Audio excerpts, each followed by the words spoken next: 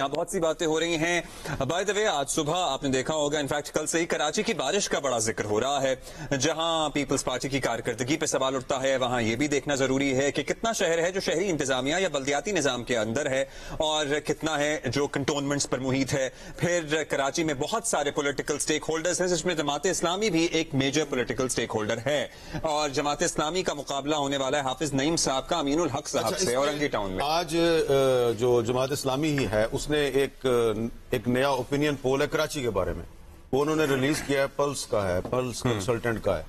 اس کے مطابق ان کا دعویٰ ہے کہ جی جماعت اسلامی جو ہے وہ بہت سے حلقوں میں وہ اوپر جا رہی ہے. بہت زیادہ فرق نہیں ہے لیکن وہ کہہ رہے ہیں جو اوپر جا رہی ہے. اب شاید اس کی وجہ یہ ہے کہ یہ جو ریسنٹلی جو بارش ہوئی ہے تو اس کی وجہ سے سوشل میڈیا پہ بھی کافی کمپین چلی ہے. لیکن آپ نے بڑا امپورٹنٹ پوائنٹ اٹھایا ہے کہ سارے کا سارا جو کراچی ہے وہ بلدیہ کے انڈر نہیں ہے. بہت سے علاقے جو ہیں وہ کنٹونمنٹ کے انڈر بھی ہیں اور وہاں پہ بھی بڑا پانی آیا ہے. وہاں پہ شاید زیادہ ہی پانی آیا ہے. اس معاملے پہ شہزاد اقبال صاحب یا شاذب صاحب یہ بالکل ٹھیک بات ہے جو عامر میر صاحب کہہ رہے ہیں. اور کراچی ایک کی بدقسمتی ہے کہ آپ یہ نہ کہیں کہ کراچی میں جو سویلین گورنمنٹ کے انڈر ایریا آتا ہے اس کا لاہور سے مقابلہ نہیں ہے, جو کہ نہیں ہے. لاہور بہت زیادہ خوبصورت ہو گیا, زبردست انفراسٹرکچر ہے, مگر کراچی وہ بدقسمت شہر ہے کہ جس کا ڈی ایچ اے بھی لاہور کے ڈی ایچ اے سے بہت پیچھے ہے. یہاں کے ڈی ایچ اے کو بھی توفیق نہیں ہوتی ہے کہ وہ اپنی روڈیں اپنا جو انفراسٹرکچر ہے اس کو ٹھیک کر لے. یہاں کا کنٹونمنٹ بھی باقی ایریا سے بہت پیچھے ہے کیونکہ کراچی میں کسی کا کام کرنے کو ایسا لگتا ہے دل ہی نہیں کرتا ہے. صرف سویلین گورنمنٹ نہیں ہے ریسپانسبل.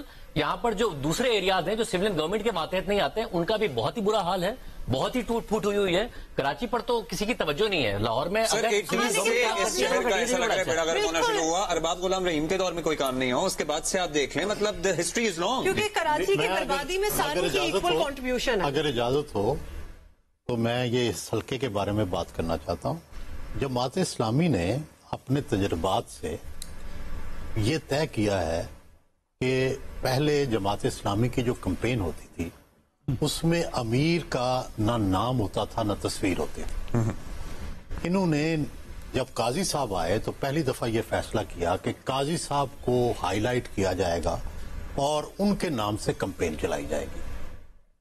اس کے بعد قاضی صاحب کے جانے کے بعد انہوں نے مزید اپنی اسٹریٹجی میں تبدیلی کی ہے اور وہ تبدیلی یہ کی ہے کہ بجائے مرکزی لیڈرشپ کے جو مقامی جو جماعت اسلامی ہے اس کی لیڈرشپ کو اجاگر کیا جائے.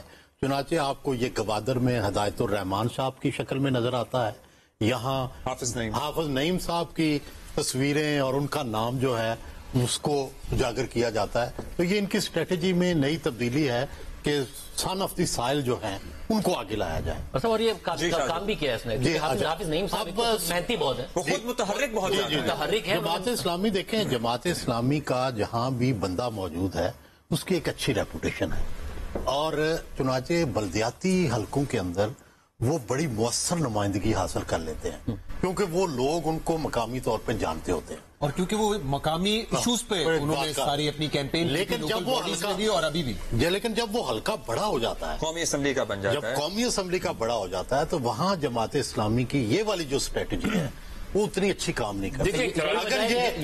اگر یہ اس اسٹریٹجی پہ کام کریں کہ وہ جو چھوٹے چھوٹے حلقوں میں جس طرح جیت جاتے ہیں وہ بڑے حلقے میں کیسے ٹرانسلیٹ کرنا ہے.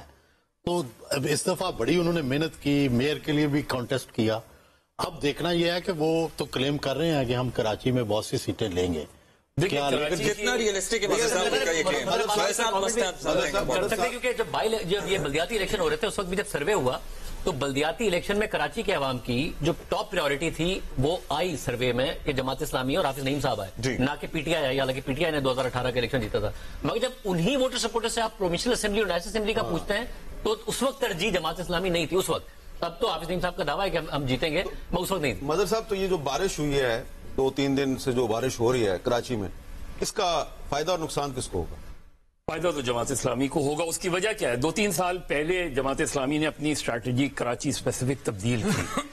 کراچی کے اگر آپ اس کے نعرے دیکھیں کراچی کے حوالے سے, بلکہ ایون ودن سندھ بھی اس حوالے سے سوالات اٹھے کہ جماعت اسلامی ایتھنک پالیٹکس کر رہی ہے اس حد تک. تو انہوں نے وہ سلوگنز جو ایک پیریڈ میں ایم کیو ایم لگایا کرتی تھی اس طرح کے سلوگنز انہوں نے وہ دیے اس طرح کے. लेकिन वो लैंग्वेज स्पेसिफिक था, मेरे ख्याल शहर स्पेसिफिक ज्यादा था और पर्सन स्पेसिफिक पूरी इनकी जो इस वक्त पॉलिटिक्स रिवॉल्व कर रही है वो हाफिज नईम के गिर्द रिवॉल्व। हालांकि इनके महराज लोधा सिद्दीकी पुराने जमात इस्लामी के हैं, बैरिस्टर सैफ पुराने हैं, इनके बहुत से पुराने लोग लड़ रहे हैं।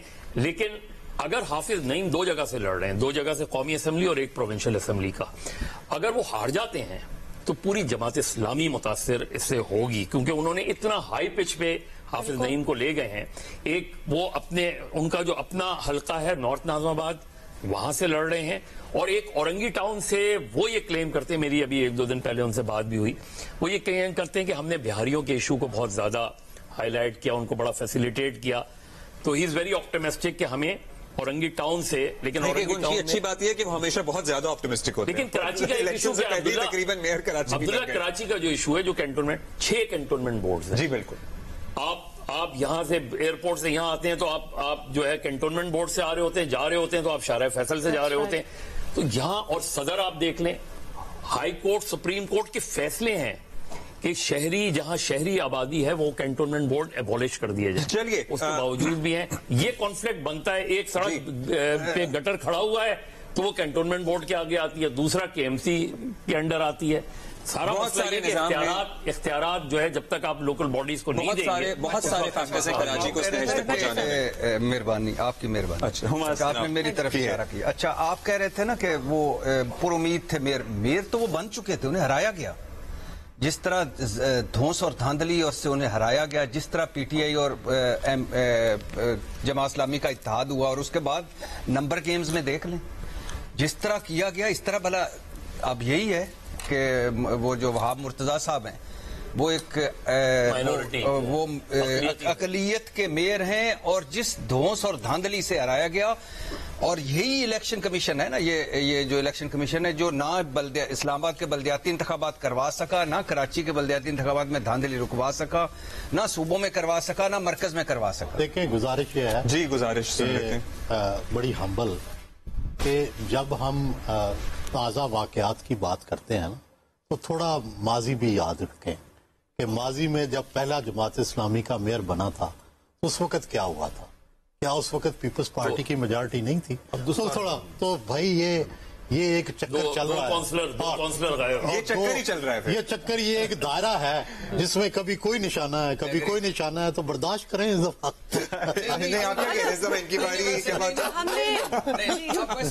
हमने कोशिश करें कि ये चक्कर टूटे, ये कह के वो चूंकि 2018 में हुआ था, 2023 में हुआ, 2 दफा कोशिश कर रहे हैं कि चक्कर टूटे। नहीं, मैं आपकी बात नहीं कर रहा, मैं वैसे ओवरऑल बात कर रहा हूँ।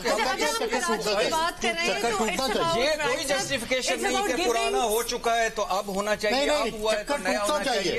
वो भी गलत हुआ होगा, ये भी गलत हो रहा है। बस एग्री, बिल्कुल जी, इस बात से सबका एग्रीमेंट है। मैं कुछ नसीब लोगों में से हूं जो 2018 में भट्टी साहब ने ट्रांसमिशन की थी। भट्टी साहब 2018 में चाहते थे कि चक्कर टूट गया, ये 2018 में चक्कर टूट गया और ये चक्कर तोड़ो। और फिर जिस तरह तब्दीली को रोंदा शाहजेब में खवातीन हजरात गवा रही है, मालूम करना चाहिए। हमें ब्रेक लेनी है, but elections are all about giving somebody new a chance also. तो अगर इफ कराची का जो हम हाल देख रहे हैं इट्स नॉट वर्किंग आउट, जिनके साथ हम देखते रहे हैं पिछले 10-20 सालों में, तो there is an option there. मतलब ये तो कहा जा सकता है, एक ऑप्शन तो है।